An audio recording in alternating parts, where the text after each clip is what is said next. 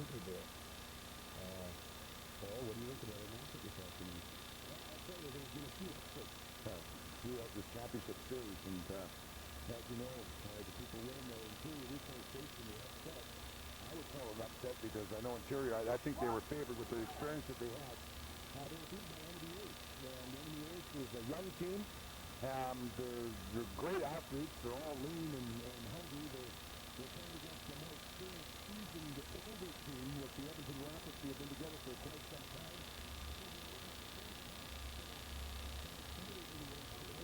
Especially with Enemy Ace, this will be the first games we play today because they lost yesterday. And they have to play 3 games prior to this just to meet in this championship series. So they have to overcome a little bit of adversity, a little bit of fatigue.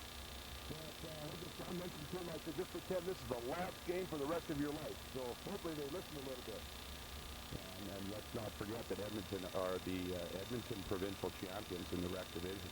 So they've got a big task ahead of them. All right, we're ready to go. Here we go. Kick on with the first half.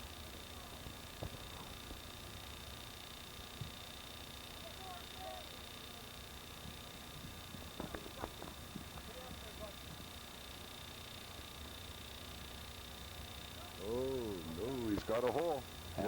Look at these guys. They're like circuit back. And tag right around midfield. You can see where a little bit of the experience pays off already, Dennis. None of the Enemy Ace guys were prepared for those laterals. And in touch football, these guys have been playing, the Rockets have been playing for quite a few years together. They know where their positions, especially even when they're returning a kick and there's no blocking. They're still 5 yards, they separate 5 yards apart, and they run just like a rugby line. And they didn't even look when they lateral those. They don't even look. They know that their guy is there, and that's what's going to happen. These guys, especially when they're running their pass patterns, the Rockets, they'll go 10 yards and cut. The ball's already in the air before they cut. So we'll see how the defense holds up. Well, here we go. 1st and 10 for the Rockets.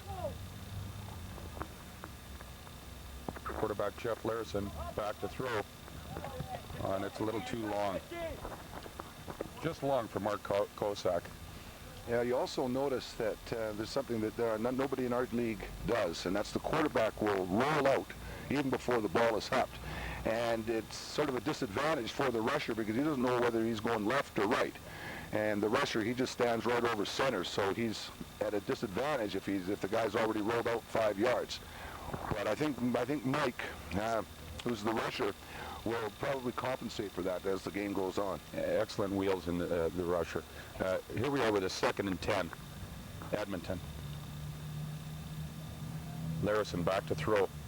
He's complete to Milt Evans. About an 8-yard gain on the play? Yeah, 7-8 yard gain. So we're looking at a 3rd and 3. My guess is that they'll 2nd and 4? I thought that was 3rd and 4, Dennis. That's okay. It's definitely it's 3rd and 4. Referee for this afternoon's game, Glenn Popoff, commissioner of the CMTFL, and a large part of why this tournament is so successful, along with Paul Giroday, who's a big sponsor in this tournament for years, and that's just much appreciated. The tournament's just been run better and better every year. So we're looking at a 3rd and 4 here for Edmonton. I don't think they'll be kicking the ball, especially when they're on the 50-yard line. Well, nice deke. Mike Penny's very fast. He got him. Good for that. Mike Penny, I'll tell you what, he is going to bother those quarterbacks all day. There's not too many pass rushers that are quicker than Mike. And he's going to be in that quarterback's face all day. The quarterback is not going to like Mike Penny by the end of this game. Yeah, well, Mike Penny, he's been in the league now for 4 or 5 years, and he was picked up by Enemy Ace actually just this year. And well, what an asset he probably is with all the excellent athletes in the Cranbrook Men's Touch Football League. I would definitely rank him as the #1 rusher in the league. Yeah, we certainly miss him. He was on our team last year. We had a no pay, no contract, so that's my problem. We got a small quarterback here, Lawrence Phillips for Enemy Ace. All right, and great. There's a 6-yard gain. There's a 6-yard completion. Yeah, Lawrence Phillips, they took their thumping and they took their lumps in the first couple of years of their existence, but over the last couple of years they've been really dominating, and it is just due to experience and the knowledge of the game. And now that they have that, well, their youth is showing what they can do with it. Yeah, those you can't buy those young legs. No, I mean, no. even though they've played 3 games already, you know, you have to. I mean, the average age of these guys are probably 20, 21 years old. Exactly. And I would say the average age of the Rockets is 28. Yes. You know, they're a little bit older. Well, we're looking at 2nd and 2. Enemy ace. Lawrence Phillips back to throw. Fakes it. Oh, nice play. Eludes a rush. Beautiful. Oh, wide He's open. Wide open is Marlowe. We're looking at Sean Marlowe, number 33, who picked that one up for a first down. And Enemy Ace is knocking on the door right away here. I'm glad to see that. Looks like we might make a game out of this yet. Yeah. Just a word about Sean Marlowe. He's just a tremendous center. And you know, as a quarterback, Dennis, you play quarterback for our team, and the center is probably one of the most, aside from the quarterback, one of the most important positions on that team, because that hike has got to come back to you with a little bit of acceleration, because the slower that ball takes to get there, the quicker that rusher is on you. And just watch his passes or his hikes. They're just spirals and they're quick. Back to throw, 1st and 10. Lawrence Phillips. Little pump fake. Oh, he's open. Wide open. Oh my pass goodness. in the end zone. Oh, too bad. Oh, too beautiful bad. throw wide open in the end zone. It was there. They make it look pretty easy. That's that right. could be scary if you're a Rocket out there expecting to win this game. Well, this is one of the things about Enemy Ace is that they don't have the 1, 2, or even 3 weapons on their team. Everybody's a weapon, and that's what makes it hard to defend against them. You don't know who to zero in on. And if you do zero in on one guy, then you will get beat. Who was out on the pass? Was that Jeremy Marsh? Yeah, that was Jeremy. Jeremy Marsh, 22, because he doesn't miss that many passes either. I know that yeah, he'd like to have that one back, I'll tell you. Everybody here would have liked to see him catch that. This is definitely a partisan crowd here. Cranbrook fans are all here, and what a beautiful day in the BC Rockies. Isn't it? It's God's country up here. Yeah, I just love it. Look at those, the Fisher Peak is just snow all over the Rocky Mountains. Here we go. Lawrence Phillips back to throw. He's open. Oh, nice pickup. Way to catch. He's in there for a completion. And a first down. And again, we're going back to Sean Marlowe. They sure seem to use him a lot under pressure. 2nd and 3rd downs, and he's a key man for them. And they've got a sleeper. Like this Rockets course, they don't know anything about Enemy Ace other than, well, they have played them once, I think a couple days ago. They did. The first part. Yeah. And the Enemy Ace were beaten, but not by much. But I think they were beaten by 8 points. And is that all it was? And then, of course, they've got Joe Buck, who's probably one of the fastest players in the league. Oh, yeah. And he's playing, wide right. He's playing inside at this particular time, but he'll be a factor as this game goes on. Lawrence Phillips back to throw. They're going over to Joe now. Look at this, wide open. It's wide open. Oh, I told you about Joe Buck. There he goes. There he goes. Beautiful pass, too. Good job. What a pass. You got to credit the quarterback. That was a beautiful pattern that Joe ran to. They may show that again. But if he went inside, he usually lines up on the outside, the far right. And he came inside, went up the middle, faked to the left, and did the corner. Did a post corner, just a beautiful executed play. And a perfect throw in a spot. Here we have the replay here, Dennis, you see. Here it is here. Joe on the right-hand side beside the center. Lawrence Phillips, watch him fake one way. Yeah, he looked off. Everybody probably went left because Joe, there were 2 Rockets with him. What a pass. Nowhere near him. Congratulations, this is guys. A fantastic play. And we're going for 2 points here on the extra point conversion. They're going to Marsh. There it is. Beautiful. They've got it. There it is. A little bit of controversy there on the line. Rockets say no. The referee says yes. The referee says yes, and Sean Marlowe's in there for the extra 2 points. So we've got an 8-0 score for Enemy Ace from Cranbrook. Okay, the quarterback for is who? Lawrence? Yeah. Lawrence Phillips. Actually, that was only a 1-point conversion, so we're at a 7-0 lead. And maybe we just talk to Lawrence here. I just here's the quarterback that just threw that beautiful touchdown pass. I just wanted to ask you, Lawrence, did you have that planned all? Was it going to Joe all the way? On that play, yeah, it was. Their safeties had to cover Sean because we were going down the middle all the time. So he came in and covered Sean. Yeah. So we thought that he'd come in and that would leave one-on-one with Bucky. So if we threw it to the outside, chances are with Bucky's speed, he's going to catch it. So. Well, he did that indeed. A tremendous pass. Congratulations. Keep that up. And there's the kickoff. Rockets gather it. They're going to start lateraling. Okay. No, they held on to it this time. sometimes too many laterals can be confusing, and it can be troublesome at times too. The Cranbrook teams are used to that maybe that one lateral pass where we're seeing from Edmonton that they'll go for 3, 4, 5, like you say, just like a straight line rugby. Yeah, that's true. Now, there's also something I've seen the Rockets do before at the Canadian Championships is they'll run, one guy will run with the ball on a kickoff and throw it all the way across the field. Somebody just was sort of meandering down the sidelines. There it is, there it is, look at this, look at this. We've got an interception. And he missed him, he missed him. He is going to get it there. That's Jesse Marsh. Jesse Marsh with a big interception. I'll say, talk about timing. You're on about the 15-yard line, too.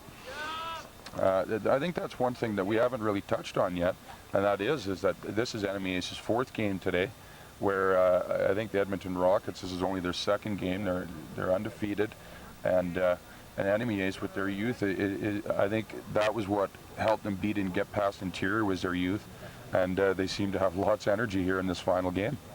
Yeah, I could probably think of a couple more excuses why the Rockets might not be on their best today, but what a night it was. They did have fun last night, I have to admit. That's what happens when you show such great hospitality, Paul. Well, I guess they ate too much chili or something. Oh, a little low. Oh. An incomplete pass up the middle. I think that was almost intentional. I mean, he didn't want to throw into the coverage there. There was 3 guys surrounding the receiver at that time, so that was a smart play, really, to throw it down in the dirt area. If the guy's he could still catch it that low, but at least it gives the defense less of opportunity to catch one like that. Yeah, and this tournament was a 9-team tournament. 7 of the teams coming out of our Cranbrook Men's Touch Football League here in Cranbrook, and also we had the Edmonton Rockets, obviously, along with another Edmonton team, the Condors. And it's been a very successful tournament again. Here we go with Lawrence Phillips back to pass. He's going looking long again. We're into the end zone. Touchdown! Jeremy Marsh again. Boy, what a pass! I'll tell you what, these guys are burning it up, aren't they? And it goes back to what we were saying. It goes back to what we were saying earlier, where they're using every play. It's going to somebody different. You know. That's what they're going to need to do. No one guy is getting keyed on, and it makes it very hard to defend. We haven't been into the game but 7 minutes, and we're going to have maybe 14, 15, nothing here in one more play from now. But as Edmonton coming to Cranbrook as Alberta provincial champions,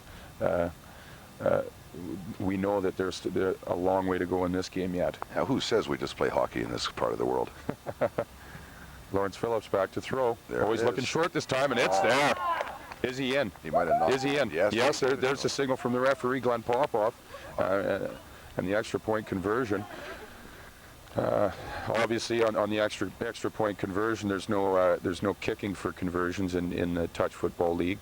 You either go from 5 yards back for 1 point or 10 yards back for 2 points, and.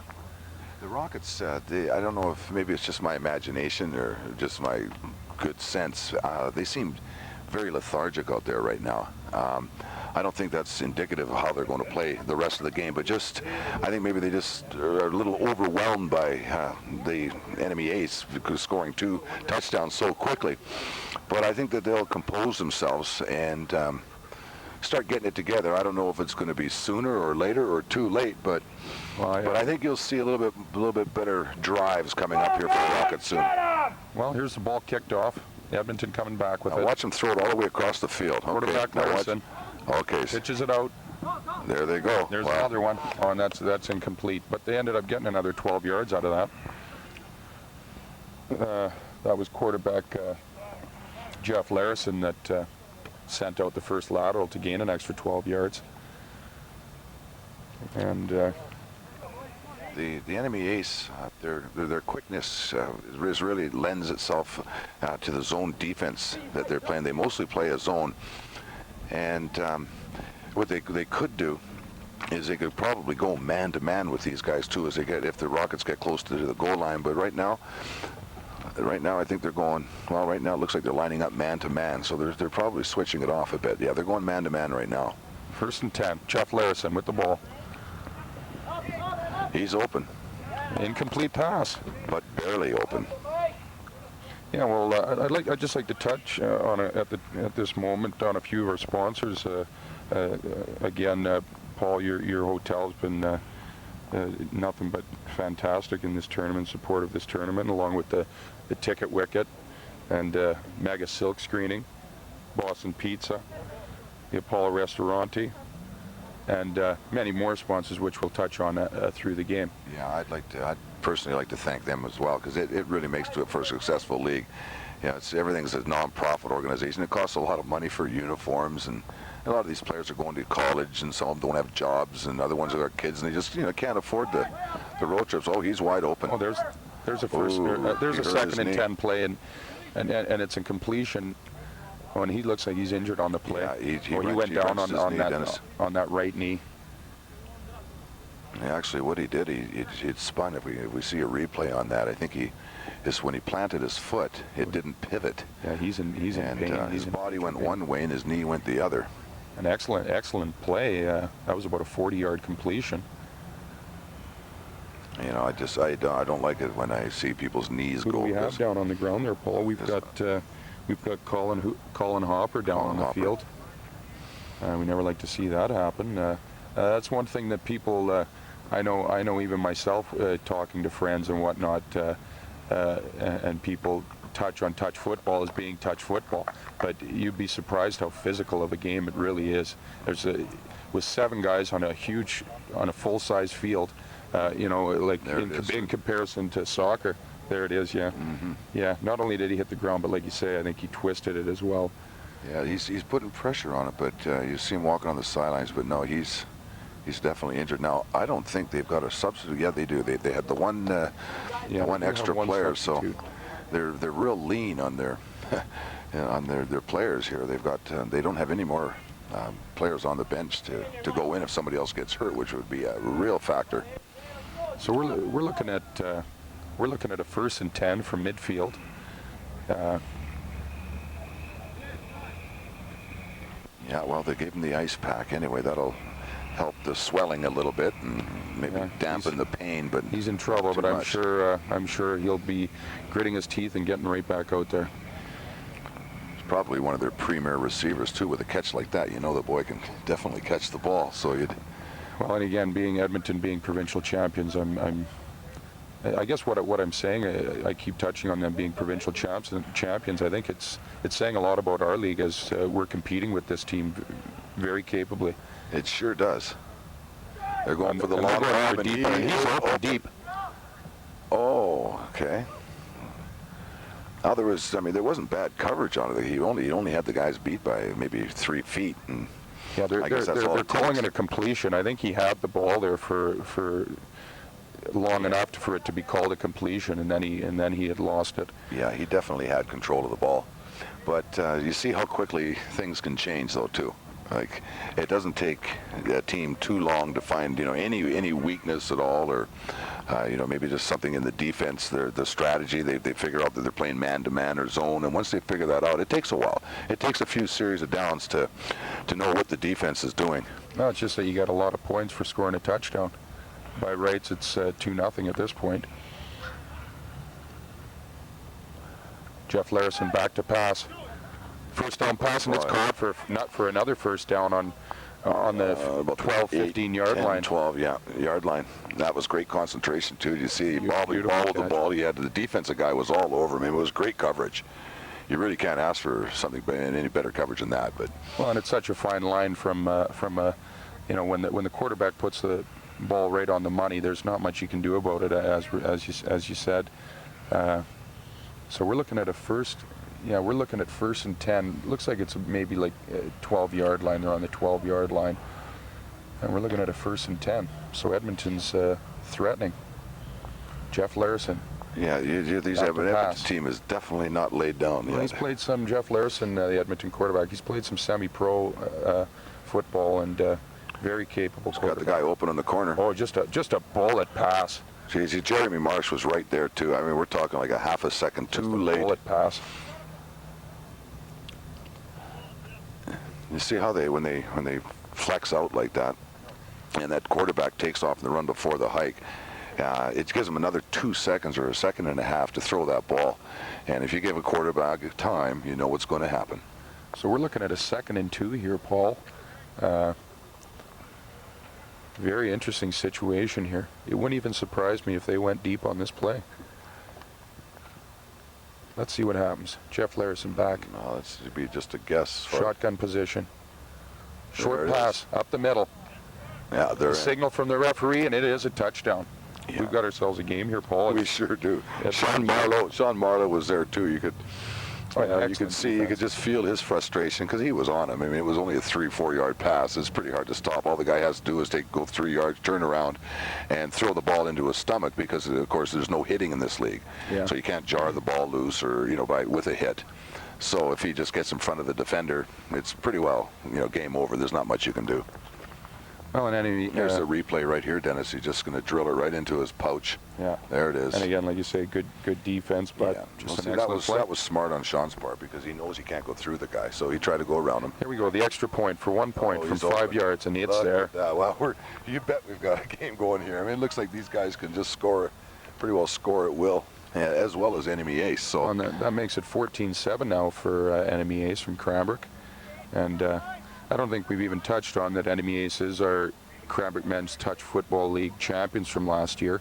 And along with that, I think it's November 18th, they're heading to the coast themselves for provincial play.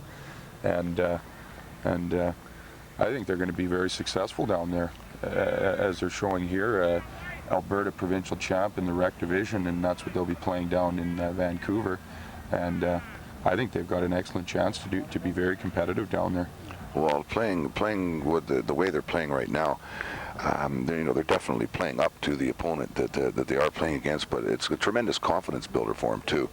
And the young team like this need that, especially when they're going away from home, going into a place where they've never been before. I think it's a scary proposition sometimes. Exactly, and I think it's very nice for them to be able to play this Edmonton Rocket team before they go to provincials, in preparation for the provincials, and a very big confidence boost. Okay, so we're set to kick off here. 14-7, Enemy Ace. We're probably looking at about 20 minutes left in the half. And it's a high kick, not too far. He's just going to get as much as he can get. Enemy Ace trying to get what they can there. And they're going to be setting up with a 1st and 10 from their 30. I think this will be a real deciding series of downs here right now. It's just, I think the Rockets now know that they can score. Yes. Obviously. And all they have to do now is just play a little bit sound defense. And, geez, they just made it look so easy on that last series. And, I mean, every pass they threw, the guy was open by just a couple yards. Because their pass patterns are so strict and so disciplined. And that's one thing our league doesn't quite have yet because we haven't played together long enough. Here we go with a 1st down. Lawrence Phillips back to throw. And we got the speed. In the middle. Look at him go. There it is, Jesse Marsh. Jesse's got some speed on him, doesn't he, though? Oh, yeah. He's probably one of the quicker guys in the league. Him and Joe Buck. This is one of the things is that not only do all these kids on the Enemy Ace team have great hands, but they're very capable of turning it up after the ball's caught for extra yardage, as you see in there for a 1st down. He caught that ball for 5 yards and picked up the 1st down with some smart running. So we're looking at another first and 10 here for Enemy Ace. They're on their 40. Edmonton Rockets really yet to figure out the Enemy Ace offense. Lawrence Phillips back to throw. Another short one, that's incomplete. A little bit behind. That was one thing I wanted to mention there, Fred. You're very familiar with Mike Penny, as we were touching on, probably one of the most dominating rushers in the league right now. Mm-hmm. And I just wanted to touch on another person with the interior reforestation team, Fred Hill, who was in a very bad logging accident, from what I understand. He was doing some cable logging there, helicopter logging, and he was in just a phenomenal accident, and I seen him here today, and he's just looking fantastic. Oh, and Freddie, big highlight there to Fred Hill. Yeah, just a fantastic person. We miss you, Freddie. He's one of the best athletes in Cranbrook, and one of the nicest guys too. I mean, real sportsman. Yeah. I really like Freddie. Oh, and there's a good 1st down. Yeah, 1st down for Enemy Ace. just into Edmonton's half of the field. It's Sean Marlowe, was it? I think. Yeah, we're looking at Sean Marlowe there for the first Yeah, down that was catch. good. He had to jump up a foot or so to grab that ball. Nice sure hands, a very hard thrown ball, and credit to him. He held on to her. Yeah, that's one thing with us getting Edmonton up here for a tournament and whatnot, I think that Cranbrook is we're getting very close ourselves to be hosting a provincial championship. Again, with the provincials being held on the coast in mid-November, where the climate's a little bit warmer, I think if we could host it a little bit earlier, we could run a very successful provincial championship here as well. With Glenn Popoff behind the scenes and spearheading the campaign, he'd do a heck of a good job. I mean, look what he's done for this league already. Oh, it's just phenomenal. Long bomb, and he's got two defenders right there. Yeah, well, it was maybe 5-6 years ago when Glenn took over running the CMTFL, and before that it was almost going into a fold. We were down to 5 teams. The league was almost in a folding situation totally, and then Glenn picked it up and like you said, just spearheaded the charge to make this a successful league, and well, there just hasn't been any turning back. No. Glenn, he's so dedicated to, and when he sets his mind to do something, then nothing can stop him. Yeah. I mean, I wouldn't get in his way. Yeah. Guy's 10 well, feet like you're tall. saying, there is no halfway for Glenn. Yeah. But we like him. We love him. Oh, nice fake. Nice fake. Oh, he's open. Oh, turned the wrong way. That's too bad. Jesse had that in his sights, I'll tell you, but he just couldn't turn the opposite way in the middle of a dead run. It's pretty hard to turn directions when you're going 90 miles an hour. Well, maybe you wanted to touch on a few more sponsors here. Well, I like all the sponsors. We've got more sponsors than we do teams in there, and Jersey City, Mark Ward. I mean, what can you say about him? He's always been there for us. And, oh, fantastic! And Athletic Edge, they've got a team out, and we got Football Canada. They've sponsored Radio Shack, Shaw Cable, who are donated all their time to come out here today. We'd really like to thank them. The East Kootenay Community College Players Bench, Dave down there. I mean, everybody gets involved, and that's why we're such a beautiful community. Everybody puts out together. I mean, if it wasn't for all these sponsors and kinsman groups and Rotary and the Lions Club, there would be nothing in this town. But the community itself, everybody helps everybody succeed. Yeah. And that's why I love it here. And you get to a major city and they don't care who you are. Exactly. They're all for themselves. But out here, it's a community spirit, and that's the beauty of living in small towns. Yeah. I'm really enjoying this part of the world. It's just tremendous. I mean, where would you want to live? You got the Hawaii. You got the depending on what time of year you're talking, Dennis. I don't ski. You got the mountains. You got the hot weather, hot climate summers. You got an airport. Fly out of Dodge when you get the inkling. The thing is, I haven't flown anywhere too. Wow, they have tremendous hockey here. Gosh, this is a hockey town. I was at the Colts game there last night. I was too. They beat Kimberly 8-4. Great game. Anyways, back to the football game. Look at this. It's intercepted by Enemy Ace for a touchdown. Beautiful. Corey Magnuson. Big play. For a touchdown. Big play. Boy, he had that all the way too. He saw that green. Oh, that's a dangerous pass, so to do on a 1st and 10 on your 10-yard line. You don't throw an out. That the play selection. I really can't figure that, but there's what happens. It's too long of a throw, and then they're too tight. They know it's not going to be too long, and everybody was spread out wide. The defense just hugged up tight, and then they threw a quick out. Wow, boy, that's scary. I mean, it could go all the way the other way too. They could have scored a touchdown, but look what happened. It backfired on them. Well, I think Edmonton is yet to show some respect for Enemy Ace, and if they elude that, they could be in big trouble here this afternoon. Watch Joe Buck cut across the middle here. Here we are for the extra point conversion. Lawrence Phillips back to throw. They're faking to him, and then and it's stepped up by Edmonton and knocked down.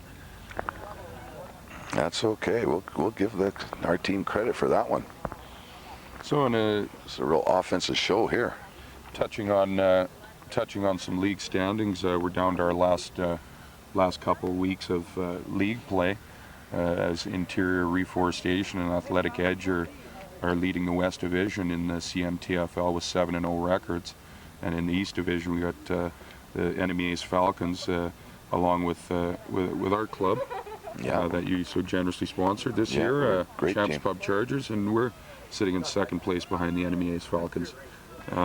Third place teams will be making the playoffs, and that will be starting at the end of October. Yeah, and you'll find some of the other, I could have to say, weaker teams right now. Because the teams that tend to win in this league are teams that have been together for a while. It really does. That experience does pay off. Sure does. And just like we were saying earlier about Enemy Ace, how they came on the first couple of years when they were in the league, they didn't hardly win a game. Now, they're hard to beat. Oh yeah, you got to take your lumps. That seems to be the way it works. First you got to figure out. You almost got to take it one step at a time, figuring out your offense, and then figuring out your defense. I remember Enemy Ace's first year into the league, and their offense, they were actually quite successful offensively, but they had so many points against them on the board, and it made it for a long season for them. But so then the next year they concentrated on defense, and now they become a well-rounded team along with their amazing youth. Athletic ability, yeah. You give me a few guys that are just hungry, that have got some athletic ability, and I'll take them even over experience, because you can always train them. It'll take a while. Yeah, that's true. Mike Penny's going to hound this guy, but he's pretty quick, isn't he? Yeah, Jeff Larasen, he's over the line of scrimmage. He's Look at that. Right now, and he's going fast. Yeah, it looks like he picked up 9 yards there. Oh, no, it looks like he picked up the first down. Yeah, he picked up the first down on that. That was Jeff Larasen, the Edmonton quarterback. Well, I'd like to. You just chase a quarterback like that, for a little while, and maybe 2 or 3 plays, he's walking back to the huddle real slow. Yeah. That'll take a little bit of wind out of your sails too, and your passes aren't quite as accurate when you're tired. So if he wants to run, that's the first time he has run. Since they've taken over the ball here, it's the first time. But I don't think you'll see him run too much unless Mike Penny gets on him like he can do, and flush him out of that pocket. If he can keep the quarterback running, they can beat him. So we're looking at Edmonton with a first down here on their 35-yard line. We play 40-minute halves in our league. We're looking at 10 minutes left here in the first half with Edmonton first down play. Jeff Larasen, there's the throw, and it's incomplete. Again, I think he had to get rid of that a little sooner than he wanted to. Yeah. Mike Penny was right in there again. Well, that's right. You put a little bit of pressure. Sheldon Chong, number 19 for the Rockets there. Something happened when he went to make his cut. I don't know whether he slipped or whether he got bumped or whatever, but he didn't get out there, fast enough or far enough, because the quarterback, and I've noticed since watching the Rockets play, when these receivers make their cuts, that quarterback is throwing the ball before he cuts, because they're so disciplined that if he says do a 12-yard out, that guy goes 12 yards and then cuts to the right. Before he cuts, the ball's in the air. And that's the difference in a lot of these teams, where they win or lose. There's a second down play, and it's caught for a first down. 25-yard completion there. Jeff Larasen, he seems to be really taking charge back there now. He's trying to make something happen. They're trying different plays, and it seems like for both teams, actually, it seems like the long play is what is connected.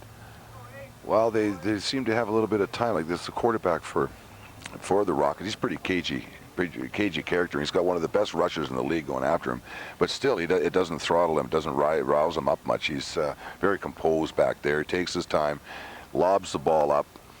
And I'd have to credit Corey Tanner on that play just for getting out to grab that guy, to touch him, because otherwise he would have been gone. He showed a little bit of quickness. No question about it. So we're looking at a 1st and 10 from the Enemy Ace 40. Jeff Larasen back to throw. There's a throw. It's up the middle. He's open. Oh, and he's wide open. Edmonton for another 30-yard completion. They're knocking on the door again here. Well, we're seeing a seesaw battle now. It's really going back and forth here right now. Just when you think Enemy Ace is dominating and ready to take charge fully of the game, the Edmonton Rockets come back. Yeah, they know that there's still lots of time, and I'm sure these guys, the Rockets, have scored their 40, 50 points in a lot of these games. And, I have to say that the Rockets are playing a less experienced team than they're probably used to be seeing in Edmonton. There's teams that have been together 4 or 5 years. I mean, Enemy Ace, for all intents and purposes, are an inexperienced team. But they're pretty darn good. Yeah. So 1st and 10 from the Enemy Ace 30. Jeff Larasen back to throw. It's probably going to turn right there. Rolls the other way. Oh, he's Mike in trouble. Penny's on him, and he's got him for a sack. Mike Penny. Glad to see that. Oh, I guess announcers aren't supposed to be Biased? Biased on any one team. I'd just like to see great plays, you know, regardless of who does it. Well, I think that's one other thing too is it doesn't matter what sport you're playing. Neither team knows each other, so that's a big advantage too for I would say again more for our teams, because I think we're playing up to the Edmonton teams that have come here this weekend, and maybe they've even shown us a few things, but again, as I was touching on earlier, it really says a lot about our league and the competitiveness of our league and how far we've come over the last 3 years. That's a good point, because we really had no teams to compare ourselves with. I mean, exactly. we played amongst ourselves, and yeah, exactly. And we don't know whether we're good in a big competitive level. boost for Enemy Ace for the provincials. I think this says to them that yes, we can compete. Yes, we can win. Jeff Larasen back to throw. Oh, he's wide open. Look at this. It's open deep. Oh. That was questionable as far as an interference call. No call. He didn't call it yet. The Rockets are definitely asking for interference on that play, but yeah, it looks like Commissioner Popoff says no. I mean, it is a physical game. It was. If it's that close, I would just nullify. I wouldn't call a penalty. But if it's blatant, you know, it's. Well, and it's such a fine line. It's such a fine line. I mean, pass interference, offensively or defensively, it's such a fine line most of the time. It's, I mean, an obvious call is an obvious call, and they're simple to make. But when it's such a fine line, you're never right with your call. You're never right with your call. Yeah, and when you make it one way, the other team's upset. You make it the other way, the other team's upset. Well, there's always such a thing as a hometown call, but I don't think you're going to get Glenn Popoff, you know, doing any of that. He doesn't care if his mother's out there. He'd call a penalty on it. Yeah. No offense, Mrs. Popoff. No. Oh, a wobbler, a duck. Ooh, good play, Joe, because it was third down. Well, as Glenn Popoff's mother told him once to wash the dishes, and Glenn said, "That's it, I'm throwing in the towel." He said, "Yes, Mom." Right now. He scraped he washed the inlay off the plates. Just touching on a few league stats there, just to give you a little bit of an idea on Lawrence Phillips. He had an Enemy Ace quarterback. He's in 7 or 8 games that Enemy Ace has played in the league this year. He's thrown 44 touchdown passes, and that's double to his next closest competitor, which is Keith Gilroy from Athletic Edge, who's having a fantastic year as well. But Lawrence that's Phillips, quite a stat. Yeah, Lawrence Phillips is really running away with the touchdown department. Oh, he's got him open. Oh my goodness. Oh my. Oh my goodness, I'm sure that's not what he said out there. Jeremy, he just, oh boy, he'll be back to catch. He'll make up for that one, I'm sure. Beautiful throwing football by Lawrence Phillips. Beautiful throwing football. You couldn't ask for anything better there. That was a well-run pattern too. He had his man beat. Well, where was Edmonton on that play? There was only one guy back there. Well, they probably thinking. I know that the quarterback Lawrence, he'd look right and throws back, and he's doing that quite often. And therefore, anytime the defense mirrors the eyes of the quarterback, you're always looking where the quarterback's looking. If he's looking right, everybody will tend to come over to that side, and then all of a sudden he throws back to the other side, and that's a classic type of a play for a quarterback to do. Lawrence Phillips back to throw, faking one way. Oh, and up the middle. He threw that one up for grabs. Oh. And it's intercepted by Edmonton Rockets, an interception. Yeah, Lawrence, so he just wanted to get rid of that ball and hope that somebody would either catch it or knock it down. He didn't want that to happen, but he was good. Otherwise, he would have been tagged for about a 15-yard loss. He's showing a lot more strength in this game than he did in the interior game. I thought in the interior game he was really struggling for his long throws. He really was struggling with his long throws. In this game here today, or in this 4th game here today for Enemy Ace, he looks very strong and full of energy. Well, you have to credit the interior reforestation too, because they're one of the more consistent teams in this league. They've been together the longest as well. They've got tremendous athletes. They've got, I think the average age on that team is 30 years old, but But they're very good. They know how to. They do the zone defense. They got Percy Davis, who's like 6'5", that gets his hands up in the quarterback's face every time. So it's I think probably Lawrence is maybe 5'8" or 9, so he's not real tall. And when you got Mad Percy coming in there on you, grunting and groaning like he does, and puts his hands up, it's hard to throw over him. So maybe that affected some of his throwing in that way. But they also interior has a great defense, and they got a lot of quickness. With Brent Audie out there and Whitey and as the side, they're a tremendous team. I mean, it could have gone either way. If they played again today, interior could might win the game. So it's really hard to say. Oh, the parity of the top 4 teams in the Cranbrook League is phenomenal. Anybody could win on any given day. Oh, he's open too. Not by much, but if you have 2 feet, that's all it needs to be open in this game. And Jeff Larasen, I almost think he almost seems like he's confused out there as to his selections of plays. I don't know, the Enemy Ace defense, they're a team that they definitely stay home short, so running game, I don't know how successful he could be with that, but it's not that often that he really drops back in the pocket and just rifles the ball. He usually does roll one way or the other, or I've noticed that he's trying to elude the rush a lot of times, but you've seen what's happened when he's tried to do that. Well, he's gonna do something here in a little bit. He's gonna roll out to the left. They have designated plays. I mean, they'll say, okay, number 19 is coming to you. I want you to do whatever play, and that's who they're going to. Like, he knows who it's going to right now, and there he is with a long throw. Whoa! Oh, and it's caught. What a fabulous catch! Isn't that nice? Very, very good. Milt Evans. Milt Evans, what a fantastic I was with Milt last grab. night, and there's another guy that's got speed, boy. I'll tell you what. You saw how he just blew right by everybody there? Yeah, the Edmonton competitor that was knocked out with the knee injury earlier in the game, that was Colin Hopper. Yeah, he's still on the sidelines over there, and it doesn't look like things look too good over there for Colin. No, he's not really a happy camper right now, and I don't blame him. Well, and here comes the replay here, Dennis. Okay, Jeff Larasen back to throw. There it is. Looking for something long. It's up in that air for a long time. Watch, it's beautiful. Beautiful what a dive. Fantastic catch. Sacrificed his body a little bit for that one. And here we go again. Another one. With it looks like the exact same play, and we got a touchdown. Boy, that looks too Edmonton easy. Sheldon Chong. Sheldon Chong with He's got some wheels on him. And that puts Edmonton right back in the game. Talk about a seesaw battle. Every series of down, every possession, they march it down and score each team. Oh, this is tremendous for what a day for the game too. It's about 55 degrees out. Just cool enough not to get a real sweat going. And couldn't ask for a better day.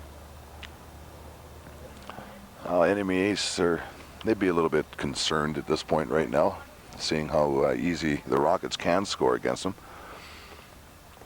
But it's whoever puts the most points on the board, and Enemy Ace is trying to stop them. If I were Enemy Ace right now, I would go for ball control and basically just try to stall. Because you see how potent that the Rockets offense is. I mean, they really can't score any time. On the Edmonton Rockets are going for a 1-point conversion here on the touchdown from 5 yards out. Back to Jeff Larasen. He's looking in the middle, and it's just slightly overthrown. Yeah, Jeremy Marsh was on him pretty good. He had him a little bit beat on the inside, but it had to have been a perfectly thrown ball to catch that, and it was just maybe 2 feet in front of the receiver. And our 40 minutes is up for... we're looking at 2013 for Enemy Ace, and our 40 minutes has completed of this first half, which at the end of the 40 minutes, we go to 5 plays. And... well, the reasoning behind the 5 plays is so that you can't run the clock out in your last series of downs. You could take a long huddle or whatever to kill the clock, kind of thing. So what we've done is introduced. It's always been a touch football rule. The 5 plays, and that way it guarantees you not being able to run out of time or run the clock out on the other team. That's a good rule to have. It gives another team that may be down, at least an opportunity to put 5 plays, good plays together, and have a little bit of ball control too. Well, for example, right here, if Enemy Ace gets a good run back, they're still in position with 5 plays to put some more points on the board. Yeah, it's 5 plays after the kicks. The kicks don't count. Yeah, I take it. exactly. Kickoffs don't count. Okay, So you know the Rockets without any substitutes on the sideline, they could get tired. Well, and they may put themselves fatigue. right back in this football game, though, Paul. And here comes Enemy Ace after the kickoff, and they're out to maybe their 30-yard line.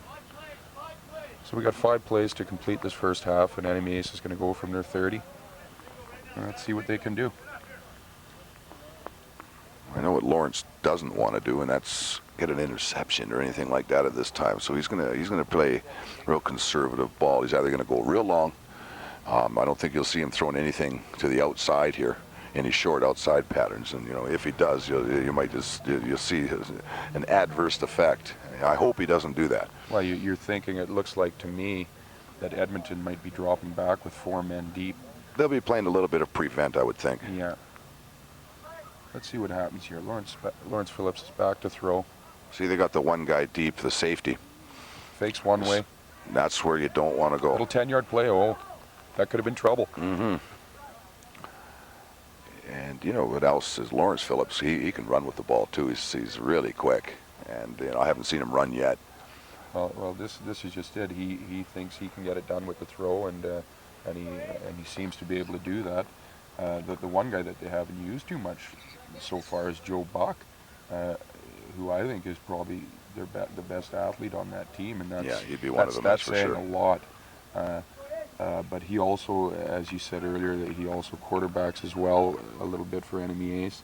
And but did you notice? I think Joe Buck has had 1 reception in this game, and it was for a touchdown. That was my next speech. Oh, they'll be using him a lot more.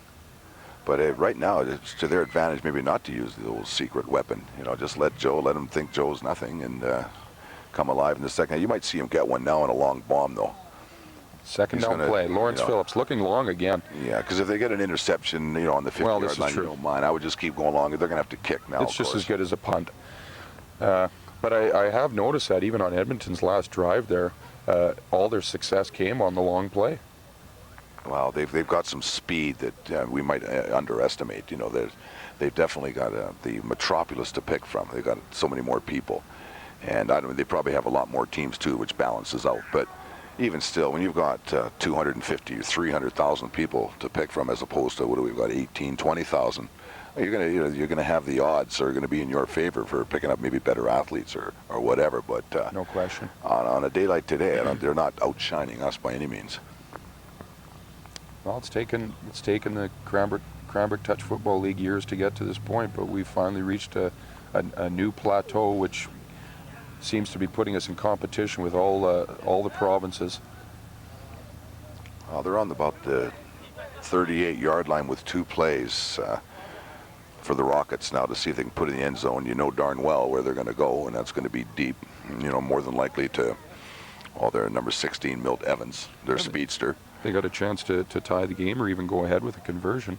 That's one other thing, the CMTFL, we're into the provincial play now, where we're into insurance we're registered for insurance. We send a team every year now to provincials, and if we can somehow pull out a provincial win, we will also be shipped off to nationals, which actually Interior Reforestation. You went along with them to Kelowna last year for the you bet. For the nationals. We played the Rockets for the Canadian championships. We were in the C division, mind you, but we played the Rockets, and they gave us a pretty rude awakening, into the Canadian nationals. I'll tell you. Excellent experience. But look how much we've came back, and look where we're competing with them now. And this is what our teams need the most, and this is why it's such a treat for Edmonton that they've come up here, and it shows us again, it's a meter stick for us as to how we measure up with other provinces, other teams, other communities, and Enemy Ace is showing us here today that we are competitive. I think across the country in the rec division. Now again, there's intermediate division, which is a step up, and there's 2 or 3 of these guys on this Edmonton Rocket team that actually play in the intermediate, and the quarterback is one of them. I believe that. So, we're talking about, and for you ladies out there, let me tell you, there are some fantastic ladies teams on the coast and in the Okanagan that they you could would beat not some believe. of our teams up here. They would beat some of our men's team. They there's a seriously long would beat snap. some of our men's teams. They're just going to down the ball now. It'll be fitting, Mike. That was the last Mike play Penny. of the 5 plays to our first half to bring us to a conclusion of this first half. And we're looking at a score of Enemy Ace 20 and the Edmonton Rockets 14. Yeah, it's been a tremendous first half. I mean, more offense than I ever suspected it would be. That's what I'm surprised with. I actually expected a little bit more of a defensive game, but then again, like you were touching on earlier, with all the speed and talent out there, I guess it shouldn't be surprising that there are lots of points on the board. Yeah, you're right about that, and that's what it is too. Like that's the point is speed in this league. And touch football, the quicker the team, the more advantage that they have, because it's you don't have to have the big hitters and anything out there. It's all finesse and quickness, and we're seeing a lot of that today. I'd just like to add that we're going to have Mark Rimple on the halftime show here in a little while. Of course, as you know, he's the editor to the Townsman Newspaper, who's been a big supporter, and maybe I'm going to go and try and find him now.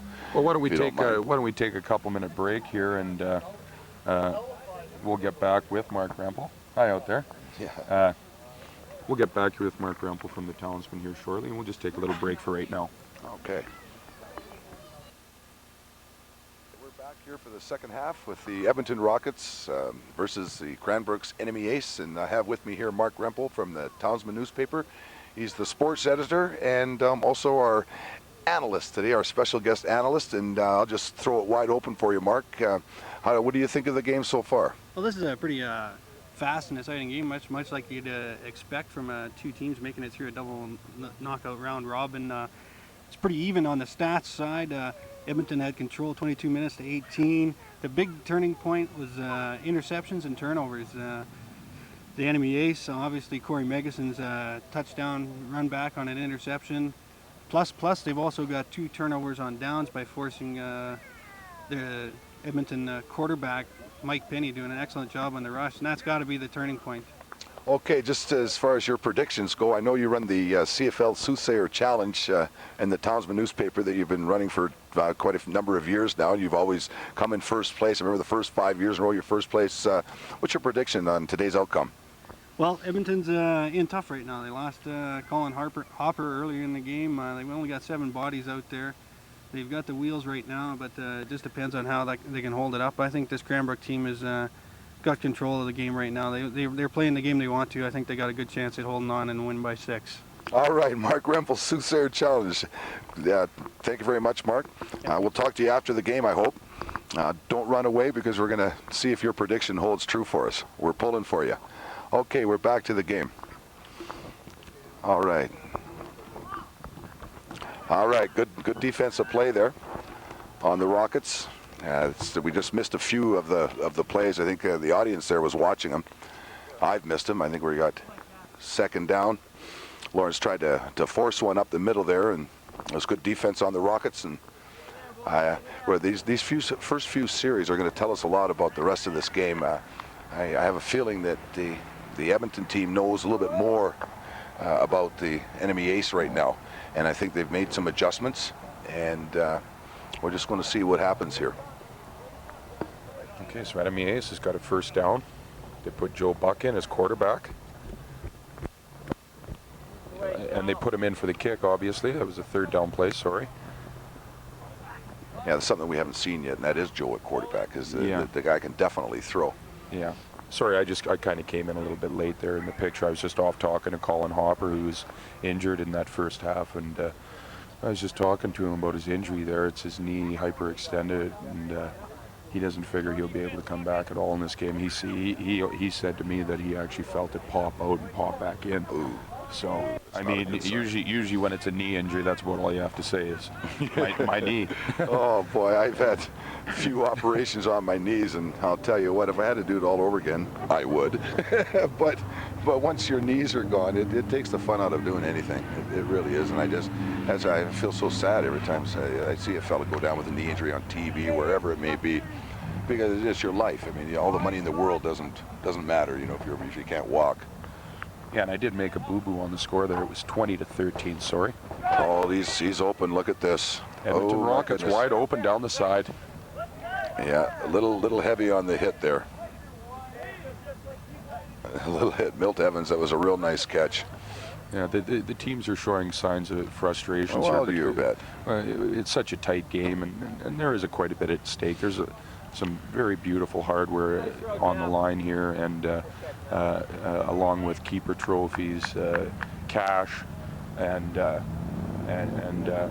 along with the great hospitality that you've been showing with the spaghetti feeds and whatnot. Well, thanks, Dennis. And again, I just got to touch on another big thank you to Shaw Cable for coming out here this afternoon on this beautiful day in the BC Rockies and the lovely Kootenays.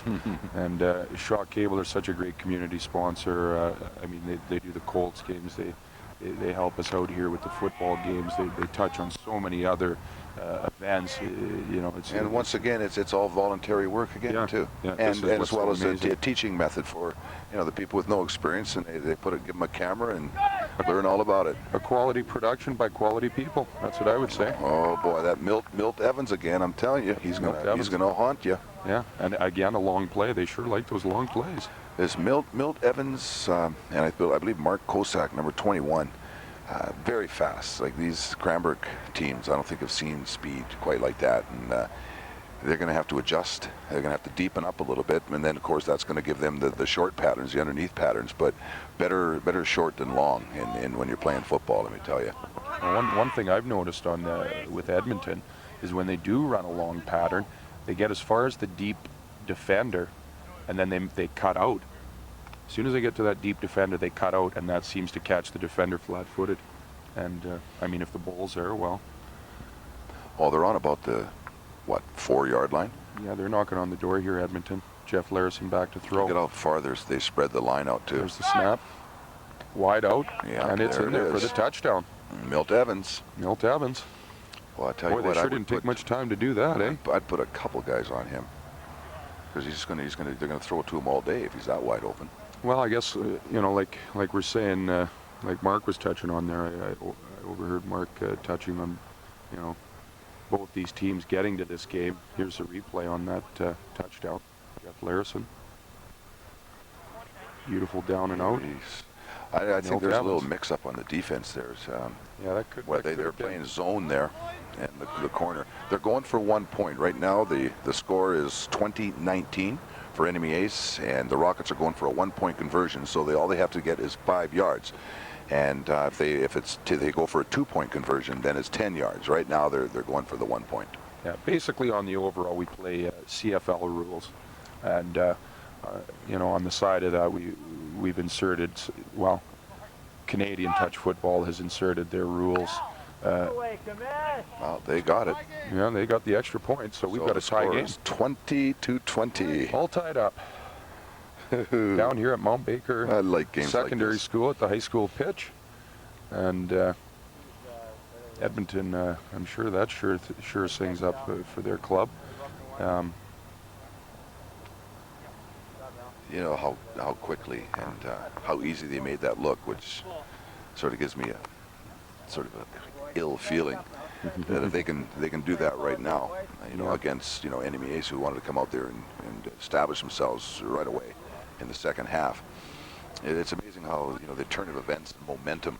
They talk about momentum in sports, and it's real true. Boy, I'll tell you, it's really hard to. Some teams, if they're in front, they don't lose that they're front runners is what they're called, and they just keep going. Other people, some teams, the farther behind they get, the better they play, and I don't know. It's team psychology, but it's very evident in a lot of teams. And right now, it's a tie ball game. That's what Enemy Ace have got to think. It's a brand new game. Yeah, we're starting and from scratch. We're starting over again. There's a kickoff. Did you notice that Milt Evans does their kicking too?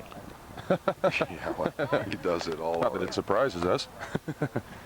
Jesse March, there was really not much he could do but go straight ahead. You notice when the Rockets are defending on the kickoff coverage, they don't leave their lanes. Like, they run straight down. They don't all converge to where that ball is. They keep spread out, just because in Edmonton, in the other leagues, especially in the Canadian Nationals that I witnessed last year, they'll throw the ball all the way 45 yards all the way across the field.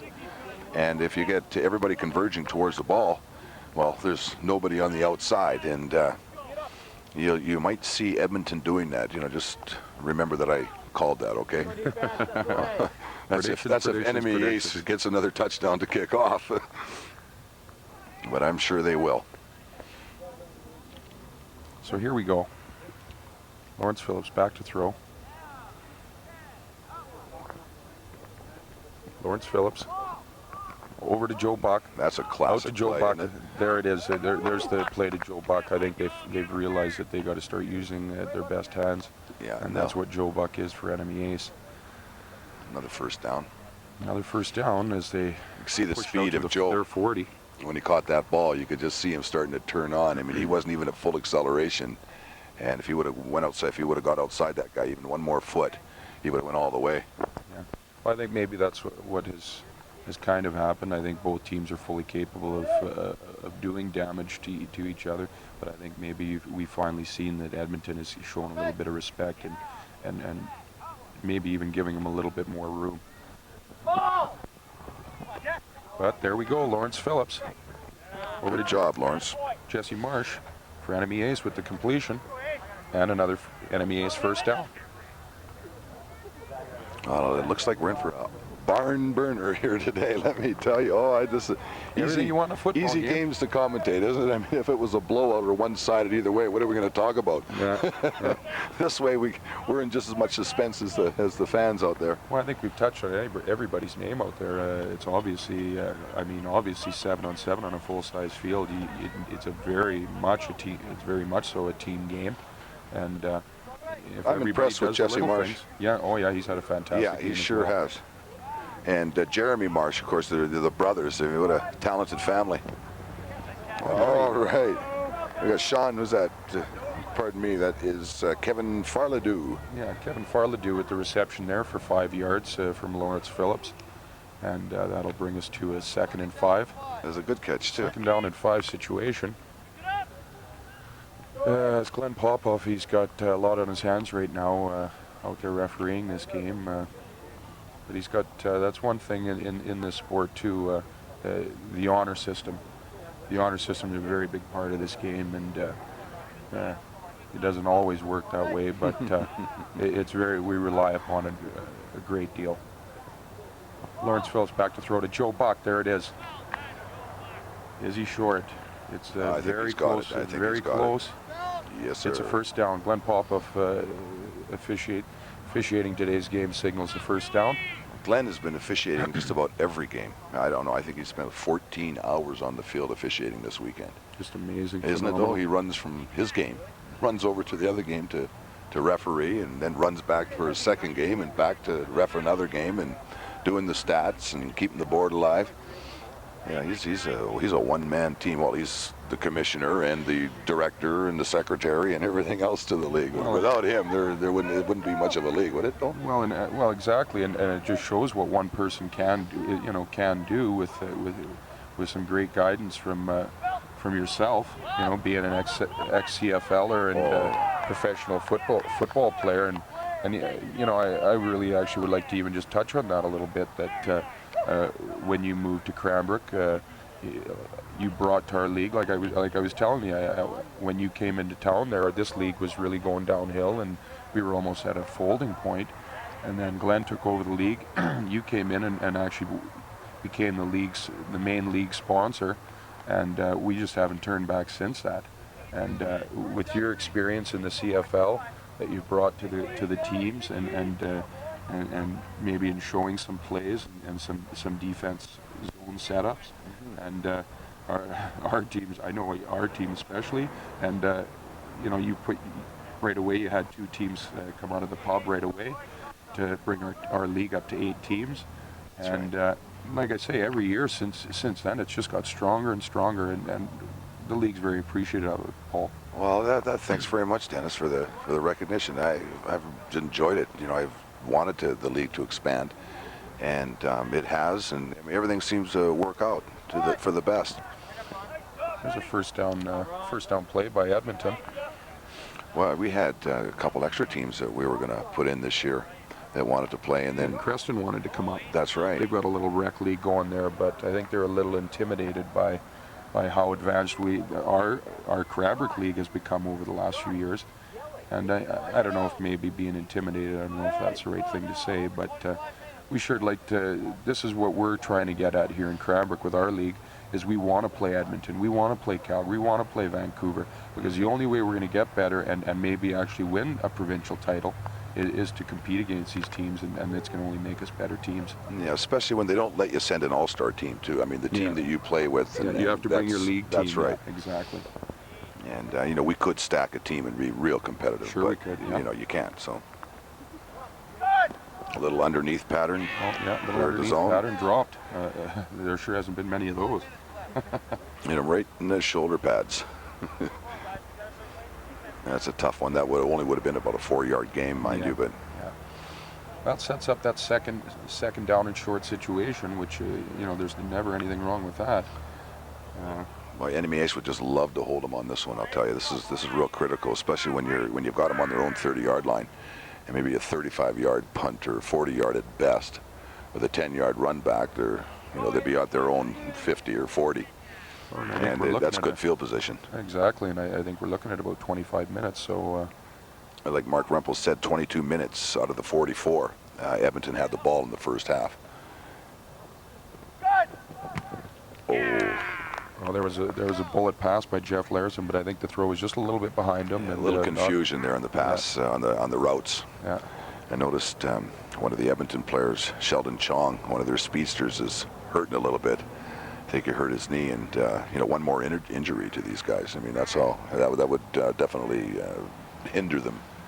A major blow, yes. So we're looking at third down. Third down play here. Milt Evans is back to kick. We're looking at a 20-20 score. I'd also be a little bit careful that he doesn't run it. Did I say that? Look out. No. I don't know what he's trying to do back with to that. punt the ball on third down, and seen a little breathing room up the middle. Thought he could get the first down, and he's a little bit short. Enemy Ace, I really just big break for Enemy Ace there. Oh, a huge break. I think that's a big mistake. I don't know by why Edmonton. they didn't exactly. I have no idea whatever even. Huge mistake. The idea that they're going to run that ball out of there. You know, because it was designed run, as far as I'm concerned. From what I saw, I mean, I even called it before because I saw their quarterback, Jeff Larasen, out wide, and which is always a safety. I mean, he could have, if he sees that he can't run it, he could have thrown it back to Milt Evans, but he didn't. So I don't know what he was thinking, but very, very agile. We'll take it. Very, very agile player, that Milt Evans, but they're a little short there. So we're looking first down from the 40. Oh, and then we got a sack on Lawrence Phillips. Yeah, just when I said that Sheldon Chong has hurt his knee, he's been everywhere. He's limping away, but he's been everywhere. Doesn't seem to bother him when that whistle blows. He's ready to go, isn't he? Well, Lawrence Phillips, a little bit of indecision there. Actually, I think it was some real tight coverage on this receiver, and lost about 10 yards on the play too. I still believe in those ones. I know, being a quarterback myself, and over the years, a lot of times, you hang on to it, and you end up taking the sack, like this situation. But in that situation, I think even with his receiver covered, you still got to let the ball go, and throw it in his area, but just throw it into the ground, and don't take the loss. It's one thing, you could let it go in the middle, and if it get an interception, you're going to touch a guy. But when he was going on an out pattern here, and it is intercepted, you're in big trouble. Look at that! Oh, look at this! What an they stole the ball right out of Milt Evans. My goodness, right out of Sean Marlowe's hands. Boy, the guy's trying to do it all by himself here. Now that's an athletic play. He took that out of his hands. It was a perfectly thrown ball right into the hands. I don't know if we can get a replay on that one. That was. Here we go. Here we go now. Yeah. I think it was Sean Marlowe was the intended receiver. And you watch the throw here. It looked like he had it in his hands. I could be wrong. Yeah, watch the throw. It's right on line. It's looking right at the receiver. Look at it. It's right there. And now watch this. There it is in his hands. So he actually caught it and then taken away. It's stealing. Hey, they can't do that. It's an amazing play. An amazing play. Oh gosh, it's the only time that stealing's legal. Like I say when I'm out there playing, I love this game, I hate this game. Well, sometimes they love you and sometimes they hate you too. So. They're going to go for the short stuff. See, now what they're going to do, the score, it's 20-20. Now I can see what these guys are trying to do. They're going to go for the short little stuff underneath, 5 yards, 6 yards, second down. They're going to get their 4 yards for the first down, and they're going to walk that ball all the way down nice and slow to the end zone. They're going to, and as well, they'll do the short stuff, and everybody else on the defense, Enemy Ace, is going to anticipate the short stuff. They're going to fake the short. They're going to pump fake a short, button hook or whatever. The guy's going to turn around and go long, and they're going to try to beat us on a little bit of a trick play. They're going to coax us into a mistake. As strategy takes over the game. I would think that's what they're going to do. It's definitely a thinking man's game at this point. You almost want to yell out to Enemy Ace and tell them what to watch for, but I guess you can't do You're that. predicting some plays here, Paul. There goes the long one.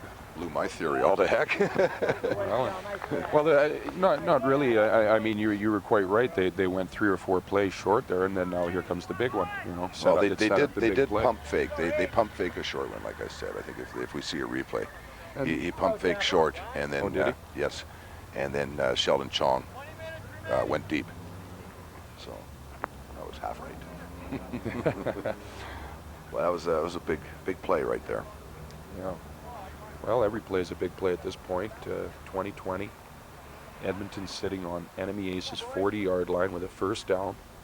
We're probably looking at about 18 minutes left in the game.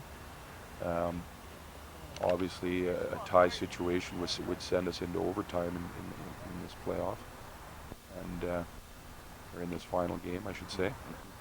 But first and 10 from Enemy Ace's 40. Jeff Larasen back to throw up the middle. He's open. Oh, Milt Evans was wide open, but a big nice defensive play, Corey Tanner. Corey Tanner. Tall Corey just leaped up. I thought it was and knocked her down. Yeah, he came out of nowhere and knocked that down. That was a beautiful defensive play. As Big. Milt Evans, obviously, with open. Wide open, yeah. To say the least. That would have been a touchdown. Big defensive play. That's what I like to see. Well, that's what gets you in these kind of situations. Final in a tournament. Not only a good offense, but or good defense, but just a totally well-rounded team, and that's what they're showing us here today. The defense it has to come up big, though. In anything that's really close like that, it's it's a great offensive play, but it's the defense in big championship games that really do win it for you. Second down situation. Jeff Larasen back to throw, coming underneath. No, they're playing the zone again. Did you see what he did? He sent 3 wide. Yeah, 3 flooded the guys zone deep, wide, and then just came underneath into the inside of the field. He actually had the 4 guys on the one side. 3 of them went deep and brought everybody went with, it was a zone. They all went deep with the other 3 receivers, and one guy just crawled underneath, and it's almost like a delay pattern, it's called. Yeah. 15 minutes left to go to the game from the referee. 15 minutes. So, and that's running time too. I mean, I think they're only 1 timeout per team per half. Yeah, you're right and that 15 minutes goes real fast. There's only supposed to take 20 seconds in the huddle, but you might see them stalling and going 25, 30, so hopefully the referee will not allow that, because it's happened many times, hasn't it? Oh, yes. And that's why. Oh, look at this. Oh, too bad. The big Corey Tanner just missed that ball by inches, too. What a play that would have been. Yeah, and Kerry Shakura, that's one of the first receptions. I think that's his first reception of the game for Kerry Shakura, but what a time to get it. Yeah, it was the defense. They had it defense just perfectly, too. It was just a little misadjustment there from Corey. As much as we've been talking about speedy, well-rounded athletes, not to sell Kerry Shakura short, but he looks like a pretty big man there, and he got the legs moving pretty quickly there. Mm-hmm. Yeah, he was in the right position. Just missed it. Yeah, number 76 for Edmonton. Big man. Well, they're Excellent on about, reception. the 12-yard line, 13-yard line? Come on, Mike, rush him. Underneath. Good find, Jeff, good find. Yeah, that was Kelly Gordon. Kelly Gordon for the reception. One of his first receptions, too. Yeah. They're mixing it up a bit now, I'll tell you. They got Joe Buck is on number 21. So and Sheldon Chong, pardon me, he's on him. That's their speedster. So they got Joe on him. That's a good matchup. They got Jeremy Marsh. He's on Milt Evans, number 16. That's a good matchup. And I think, you know, the other fellow, the quarterback, Jeff Larasen, he knows that. So now he's starting to utilize some of the inside guys. Well, I think he's also in a force situation maybe as well, because like we're talking Colin Hopper, who got injured in the first half, he is the other wide receiver on the other side. So they're missing him. But so they are missing some speed, but they seem to be making up for it. Oh, they're going to Milt. Oh, that's not very good. Jesse Marsh, good play, Jesse. Big defensive play. That was a very dangerous pass. Well, I know that was almost interception material. Oh, there was three Enemy Ace shirts right there. So what are we looking at here now? Second down coming up. Okay. Okay. Well, Edmonton's using one of their timeouts. Obviously a key situation, and that's why that was done. What to do? Well, they don't have too far to go. Let's put it that way. Where are they? They're on the 8-yard line. It's hard to see from this angle, but I think they're inside the 10. They're inside the 10. So definitely. They don't have to go deep, but they've got a 20-yard end zone, so they've got lots of room. They're going to spread everybody way out. There's our score for this CMTFL Kootenay Bowl. There it is. Second half, 2020. Excellent football game. Don't forget, Jeff Larasen, he can run the ball too. So he's going to send everybody deep and run the 8 yards into the end zone, like I've seen you do quite a few times. Well, let's see what happens. Jeff Larasen, there it goes. Takes the snap on the run. He can't. When he's in, Mike Penny's on him for the sack. Now that's defense. There you go. What a key sack. He had everybody. He was going to run too. He was considering it. Yeah, they've been eluding the rush for a while now, and but Mike Penny is. That was their third down, was it not? Well, yeah, it looks like it was. Yes, that was their third down. Oh, I thought it was second down, third down. Oh, what a play. Loss of the ball. Gee, I mean, that's fine, but even being third down like that, you think, they could have punted it through the end zone and got a point. It would have been 21-20 and held the Enemy Ace. I would have gone for the point. I would have myself. Yeah. You can win by 1 point and win the championship, and if that's what it takes, that's what I would have done. Yeah. Yeah, interesting call. Easy for us to say here, but well, especially using a timeout. They used a timeout. You think that they would have been a little bit more organized with their play. It looked like it was again a broken play. Lawrence Phillips. Oh, now was that a safety? No, I don't believe so. Darn close. Yeah, no, he's just outside of the end zone, maybe on the 5-yard line. So we're looking at a second and long situation for Enemy Ace. Well, now Enemy Ace is in a situation where they need to make a completion just to get the ball out of their end. I know, even a punt's not going to help them too much. No. I think Edmonton's right where they want to be. They're knocking on the door, and they're going to get some good field position if they can hold them on this second down play. I suppose they figured they had enough time to get the ball back, knowing that they would at least have them down in the way deep in their own field. So maybe it was a smart play on Edmonton's part. They probably want to go thinking that Enemy Ace might score another touchdown anyway.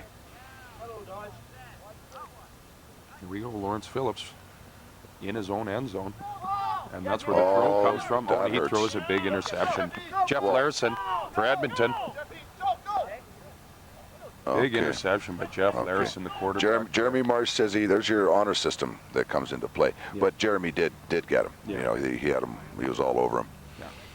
But that's what they have in this league, where the defense calls. Normally we don't have referees, and as it is, we only have the one out there, so he can't see everything. Yeah. And the defense calls whatever the defense says, whether it be right, wrong, or indifferent. That's what they have to go by. Yeah. And some guys, they might complain a little bit about it, but all the complaining in the world doesn't change it. So that's one thing I'd like to say. That there's no sense complaining. Once the referee has made up his mind, or the defensive guy has called it, that's it. You can't complain about it anymore. Here's a replay on that. Let's take a look at it. Lawrence Phillips lining up in his own end zone. Here he comes with it. He's a little bit rushed. The guy's coming now. Yeah. But he seemed to be it was definitely a long play that was called, and I think that it was a pattern was run wrong. Let's just see if Jeremy did get him here. Okay. Yeah. He got him though. Jeff interception. Good rush. Just a little high over. You see how deep that quarterback is? He was. Well, he took received the ball on the hop about 10 yards deep, and by the time Mike Penny drove him back another 3 yards deep. I think they've really, with Hopper out, again, as one of their wide receivers and one of their speedsters, I think Enemy Ace is zeroed in on Chong and Milt Evans, and it's making it a little bit more difficult for them. But and match them up with Joe Buck and Jeremy Marsh too. Which well, exactly. But I'm sure we haven't heard the last from those two characters. Yeah, I think there's another fellow on the team, Kelly Gordon, number 29. They're using him as a wide receiver, and he's pretty impressive on the speed category too. Well, again, matter of fact, they're going to him right now. Talk about speed. Look at this. For a touchdown, Edmonton. Gee whiz, I called that one too. I knew he was going to get it. Edmonton Rockets with the go-ahead touchdown. Beautiful pass by Jeff Larasen. Yeah, that's too bad too, because Jeremy was right on him too. Yeah, the defender, he was all over his back. Right there, yeah. He hit his arm. He tried to knock the ball loose, and Kelly gets held onto it. Well, Good play. And for the quarterback, a beautiful throw by the quarterback. He put it in a spot where nobody else could get to, and that was the situation. So we are looking at a 26-20 score for Edmonton. First and goal on the 2. Did I hear him say that? Oh, it looks like he was tagged short of the end zone. I guess he was. Pardon me. Yeah. Jeez. You mean it's still 2020? It's still 2020. All right. First and goal on the 2. I thought he was in. Well, we're on the 50-yard line looking sideways. So. Yeah. No, it looks like they were just a little bit short, so here they go underneath to Milt Evans, and like we said, we hadn't heard the end of it. Okay, touchdown. Yeah, touchdown. 6 points. And like I said, we hadn't heard the end of Milt Evans, and there he is for the touchdown. No, I know. You haven't seen the end of him yet either. And so now we're at 26-20 for the Edmonton Rockets. They're definitely controlling this second half, aren't they? Yeah. I mean, they're the little piddly stuff underneath, like they did when they first started the second half. And well, I think like we were touching on earlier was Edmonton. Well, even though they did play him earlier in the tournament, but they really don't know what to expect from Enemy Ace, and same with Enemy Ace. They don't know what to expect from Edmonton. And I think now maybe deep into a second game, the second time they played him in this tournament, maybe they are figuring him a little bit. Yeah, and it is making it a little easier to play calls, because in the first half, I thought Jeff Larasen, the Edmonton quarterback, there's the play for the extra point, and it's converted. Like I said, they haven't heard the end of it. They went for the 1 point. Yeah, so which makes it 27-20 now. Ooh, so that means that it gets rather exciting at this point, doesn't it? I don't know how much time left. What do you think? 5-6 minutes? Enemy Ace has got a chance, another opportunity to score, but what they're going to have to do is go for that 2-point conversion. The 2-point conversion. And I don't think they're going to go for the tie.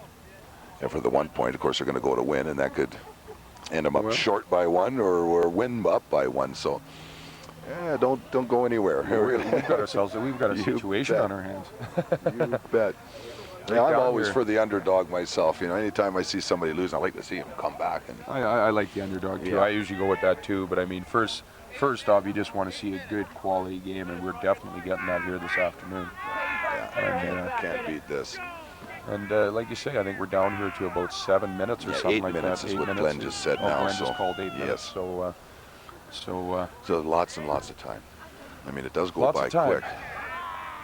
And of course, I don't think are they running the time right now, Dennis? Do you know, or do they stop it while they're getting ready? The time is it's running, and that's kind of again except one of the for reasons. Injuries and exactly, that's it. And the couple timeouts, and again, that's one of the reasons why the 5 plays are added at the end. So if a team wants to stall, they sure can.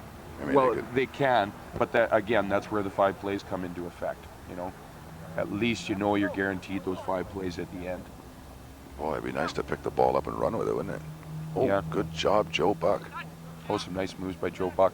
Well, you said it right there, Paul, on any kickoff or punt. If you can't catch that ball in the air, if you let it bounce, well, your return is going to be very minimal. If you can catch the ball in the air, well, you're probably going to get yourself anywhere from 20 yards to Well, you've to got plus. a good 15-yard run, you're right. Sure. But if you don't catch it in the air, well, you're going to be in for minus yards. Yeah, they're on top of you. Well, look what happened. There they are on their 20-yard line. It's going to be a long haul to the other end of the field there. If the ball was caught, they'd probably be out on their own 35. Yeah, and that would definitely help, even if they had to punt the ball and punt it back and forth a couple of times. Right now, the 10, 15 yards makes a big difference.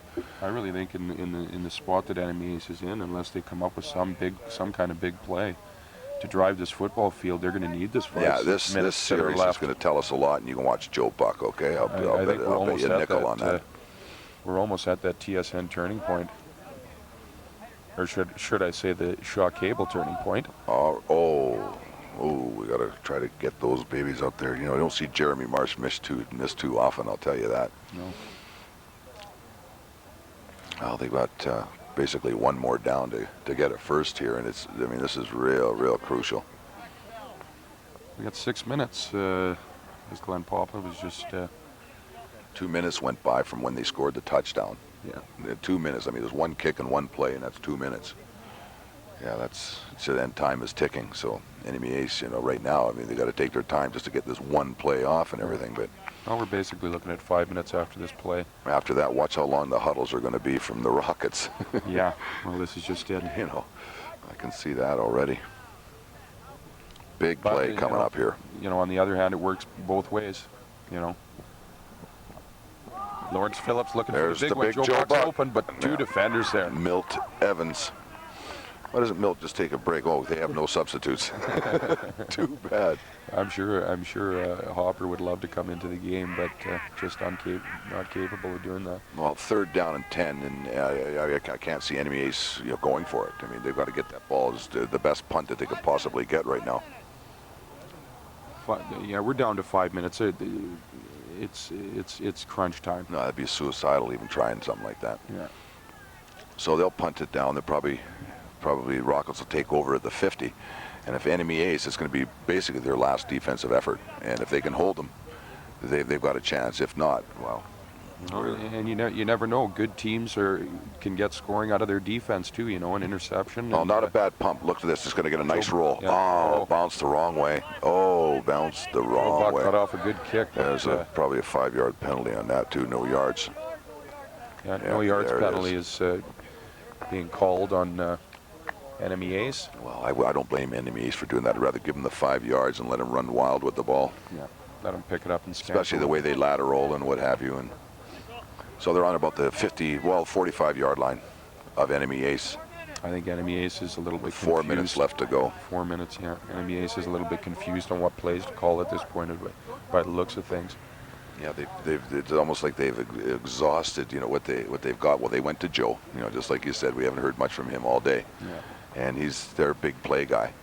And I wouldn't doubt it if the Rockets don't know that. You know, they've heard. The one thing that I'm surprised with Enemy Ace is that they haven't went with any short stuff up the middle really, which they usually try to pick teams apart by that. Oh, and held on. Good hands. But I don't think he's even in a plus yardage situation where he caught that. Yeah. He was plus 3 yards. Plus 3 yards, so we're going to be looking at a 2nd and 7 situation for the Edmonton Rockets. 2nd and 7. You're right on the money. Okay, now this is, I've said this every play is a big play, but I'll say it again. This is a big down here. You know, Enemy Ace, they've got to hold them on this one. We've probably got about 3.5 minutes left to go. 3.5 minutes as the sun sets in the Kootenays and these beautiful, beautiful Rockies. We're not saying the party's over yet. Yeah. Oh, Jeff Larasen deep. Ball. Now jump Chong. Oh, my goodness. It's caught by Chong, number 19. Oh, and he's in there with a first down and a huge play That's and a threat for maybe Jason Marsh was in good position. Yes. But he didn't know where the ball was. He had his back to the ball. And, of course, the receiver never gave him any indication that the ball was coming. And a lot of times if you look in the receiver's eyes, if you're trailing the receiver, you can tell that the ball is coming by the eyes dilating on the receiver. But in this case, he didn't show anything for him. So I think we can safely say that Edmonton's experience is really showing its worth now. Yeah, I have to agree with you on that one because it's, they're controlling the ball. Yeah. And they're doing it, little bit by little bit. And I think now that we're deep into the game, that through their experience, they've figured what's going to work and what isn't going to work, and obviously they've made some right decisions. I've got an injury timeout right now. Yeah, we've got an injury timeout. Trying to see who that. I think it's Kevin Farlador. No, it's Sean Marlowe. Sean Marlowe, yeah, number 33. You're right. Yeah, Sean Marlowe's down. It looks like a knee. Again, a knee. Big. Well, I mean, in any sport, knee injuries are the biggest in any sport. But yeah, he's a lot of the players here, like they're in good shape for the most part, right? And they're young and they're pretty. There's limber. A little bit of teamwork as Corey Megason takes off Sean Marlowe. He's in a little bit of pain. He's in a little bit of pain there, yeah. Not only does this strike a problem for Sean Marlowe, it strikes a problem for Enemy Ace, as he's their hopper. So does that create a problem? I mean, I'm sure they have somebody else that can do the job. And a real good hopper to boot. Oh, I mean, boy, he whips him back there. Well, and his sure hands. He doesn't drop anything. I know we played him this morning, and I think he's got an ankle. Anything. I think it's his ankle or his whatever. It's his left leg. Them bones, them old bones. Well, you know what it is more than anything out there, Dennis? You have to be flexible, and to be flexible, you have to be in shape. And these guys, you know, we're all weekend warriors as such, really. I mean, we practice and get in shape all year just to go and play touch football, and that's the problem. And you know, you do get your tears and your pulls and what have you, but you know, they'd still do it even though they get hurt. There's a deep throw by Edmonton. Milt Evans, touchdown. Milt Evans. That hurts. Well, but what a catch. What a throw. I mean, we're talking 40-yard throw in the air across the grain. Beautiful throw by Jeff Larasen to Milt Evans for and he just runs right underneath it. You know, just like, you know, dropping it straight down into his arms. So that gives us, here's a replay on that touchdown. Jeff Larasen. Shotgun situation. Heave ho, look at that. He's 45 yards in the air. That's probably, that's definitely a right 50-yard throw. And Gosh, again, I could have caught that. I was paid to knock him down, not catch him. Linebackers Union, local 451.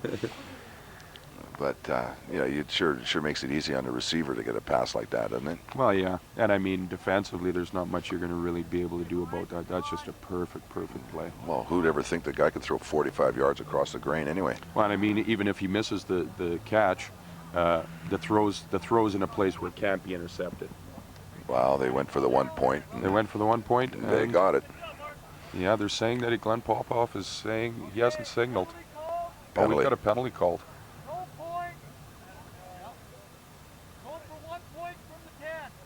There's Commissioner Glenn Popoff. So they're not giving him that point, and they're going to go for another point. Now they've got to get 10 yards, I guess, because of the penalty for 1 point, as opposed to 5 for 1 point.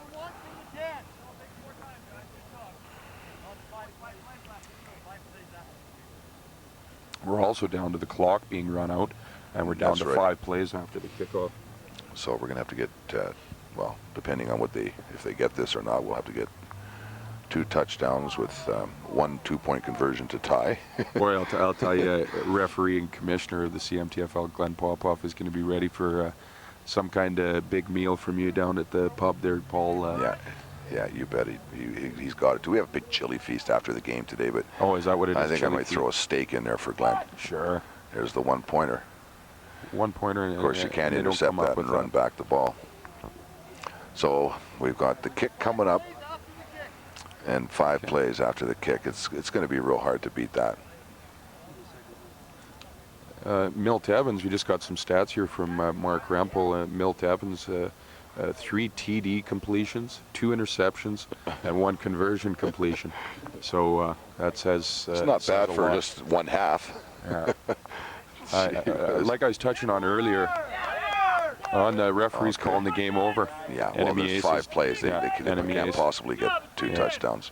Okay, so what a tremendous Milt Evans. I was just going to say that Milt Evans, 3 of the players on this Edmonton Rocket team, 3 touchdowns, are intermediate players, and I would have to lean that Milt Evans is one of those 3. Yeah, well, look at you can just tell by the legs on the guy that he's a speedster. He's got nothing but muscle, not an ounce of body fat on him. I mean, he's a tremendous athlete. Oh, gee, weren't we treated to an excellent football game here to finalize this tournament?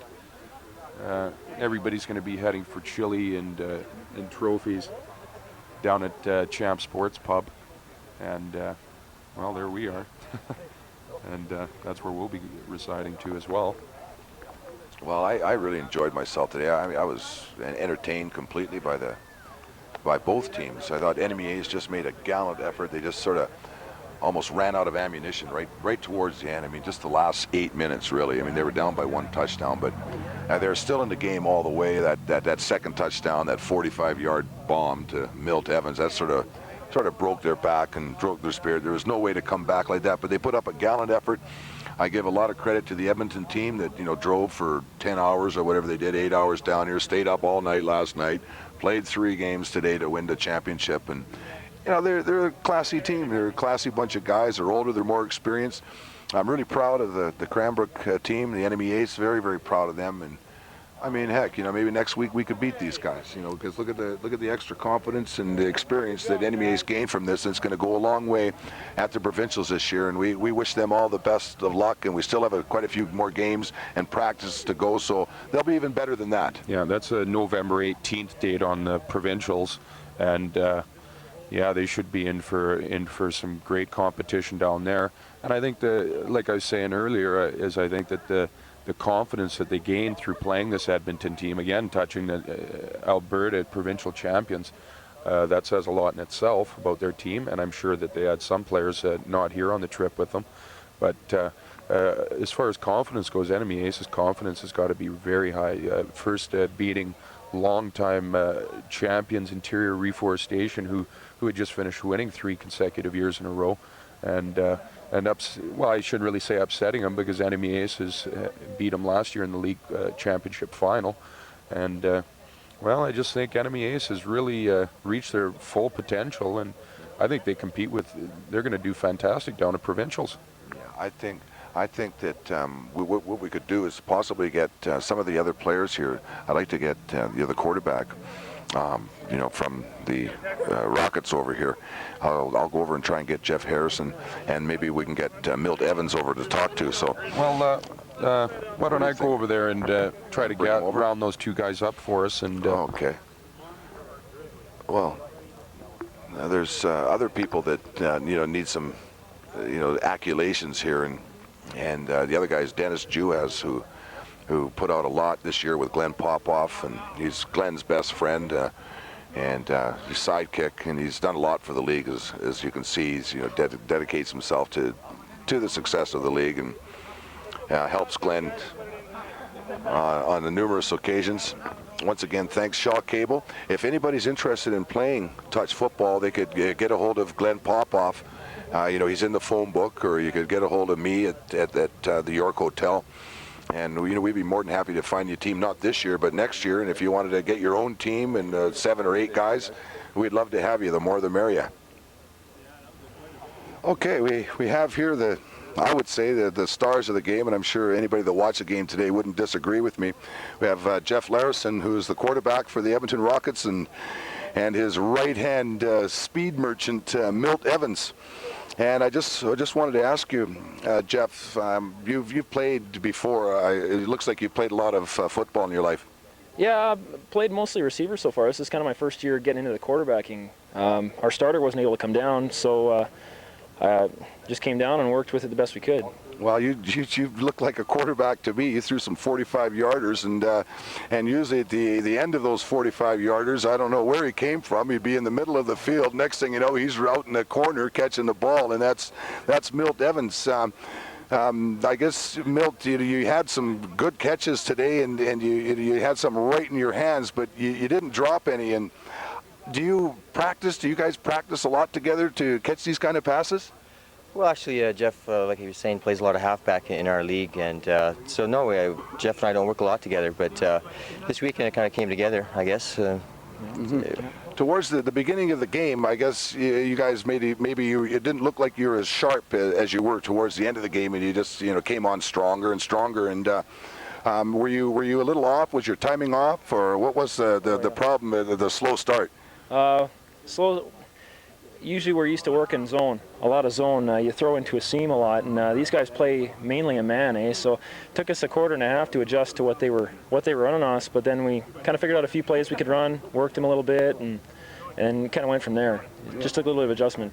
Okay, Milt, just wanted to ask you a question there. Like, as far as their defense and that goes, did you figure out their defense? Did you know who you were going to beat, or I mean, you just like near the end of the game, you had 3 touchdowns in the second half. You had, how do you attribute that? Well, we knew they were playing a man most of the game, and we knew that if Jeff could just throw the ball to the sidelines, I can usually get there, and that's basically all we did. We ran a lot of 8s, a lot of flags. Yeah. What do you run the 40-yard dash in? Actually, I'm not that quick. I'm probably the middle of the speed on our team. I'm not a lot real quick, but. Oh my gosh! If you're not quick, then we're in trouble. What about Colin Hopper? I know when he went down with his knee, I don't know how bad or is anything, but he's one of your wide receivers. Is he one of your better receivers as well on your team? He's clutch. Anytime we're looking for anytime we're looking for a 10-yard pass, 2nd and 10, even 3rd and 10 in a given situation, we're looking to Colin right away. He's a clutch guy. Yeah. So we really we were fortunate enough to. I mean, unfortunate for him, but fortunate for us that maybe it wasn't even worse. But do you think the Enemy Ace team? What do you think? How would they compare with other teams in your league in Alberta? They're a great team. There's actually quite a few really good teams down here. A little bit different rules, but yeah, I think they'd compare quite well with our intermediate division. They'd get down there and once they got used to a few games, learn what's run and what's not, they'd fit in right. Really good. That's a real confidence builder because they're going to be representing our town here in the BC provincials this year. And of course, you won't be there. You've got your own provincials for your Alberta division and that, but. We'd like to really thank you guys for coming down to join us and compete against us because it really gave us an opportunity to classify ourselves just to see what competition from other parts of the world are because we just play against ourselves and have no idea. But it gave us a little bit of confidence that we could stay in a game with you guys and we really appreciate you guys coming down and hopefully you'll invite us up there and you guys will come back and visit us again. We'd just like to say thanks to the city of Cranbrook, or the town of Cranbrook, I'm not sure which it is, and more specifically Champs Sports Lounge for sponsoring this, and you guys are really great hosts. Yeah, a lot of fun. Excellent. Yeah. Well, thanks very much, you guys, and it is a city. We're the key city, not to confuse it. Thanks again. Good luck to you. Thanks. All right, we're going to be right back. We're going to have the two of the stars from Enemy Ace come up here, and Dennis Juhasz is going to interview them. We have Joe Buck and our star quarterback, Lawrence Phillips. Here you go. Okay, Paul, thank you. Yeah, we're here with the runner-ups, a couple stars off the runner-up team, Lawrence Phillips and Joe Buck. Guys, an excellent football game. You guys got the good jump on Edmonton there. How did you guys see the game, from your point of view, Lawrence, in the quarterback position? It was the first half. I thought we were pretty competitive with them. I thought we were keeping up to them in that. And then we were getting lots of short plays in the middle. It was working pretty good. And then second half, we just didn't have it. We played 4 games today. I don't like making excuses, but we just ran out of gas. We were going to try to hit some long plays, but our guys just couldn't make it. We have a pretty fast team. We just couldn't do it. Well, that was one thing that I noticed in the earlier games. I kind of thought that you were yourself where you were struggling a little bit on your long throws, and then I thought in this final game that you were really strong with your long throws. The Edmonton guys were touching on that too, as far as 4 games in one day, and they were really congratulated to you guys on what an effort. Joe Buck, in the first half, I'm not too sure, but I think you only had 1 reception in the first half, and it happened to be for a touchdown. Do you think maybe utilizing you a little bit more would have made any kind of a difference? I don't know about that. It's tough to say. It's just we had a game plan. We had stuff that was working in the first half, and we figured, if it's working, why mess with it too much. But it was a good game. These guys are good. We give them a good run. It was we just ran out of juice. We had nothing left at the end. We played football from 10 o'clock this morning straight till now. So, we're young, but we're not that young. Maybe you guys could just touch on the November 18th date, if I'm not mistaken. November 18th, you guys are heading down to the coast for provincials. And I was talking with Paul earlier, and we were saying what a confidence builder this should be for you guys as the Edmonton Rockets, Alberta provincial champions, along with having a few intermediate players on the team, which I think the quarterback was one of them, along with Milt Evans. And what's your guys' game plan? What kind of attitude are you going down to Vancouver with? And maybe you could just tell me a little bit your situation going down there, and how well you plan on doing down there. Oh, well, we plan on doing good. We got a good young team. I don't know what this. I think playing against Edmonton here just proved to us if they're provincial champions. I mean, we're not that far behind. We might be a little inexperienced. That's probably our biggest problem, is that we don't have the experience against teams like Edmonton. But so it's nice to play in a tournament where you get a chance to play a team like this, and I think we'll do all right. I'm not saying we're going to win it, but I think we'll do all right. Yeah, well, I think you guys proved that here this weekend against the Edmonton team, that your club's more than capable of competing with the best teams in the province in our rec division, and I just like, on behalf of myself and Paul Giroday and the CMTFL, to wish you guys lots of luck down in Vancouver, and do as well as you can, and maybe you'll be off to nationals, eh? So we're gonna call it a wrap here from Mount Baker High School at the soccer pitch on this as the sun sets in the beautiful Rockies here in the Kootenays. And again, I'd like to thank Shaw Cable for an excellent production, and all the volunteers to help put this on. And I guess that's it for another year for the CMTFL Kootenay Bowl, 5th annual Kootenay Bowl, 1995. It's a wrap. Take it easy.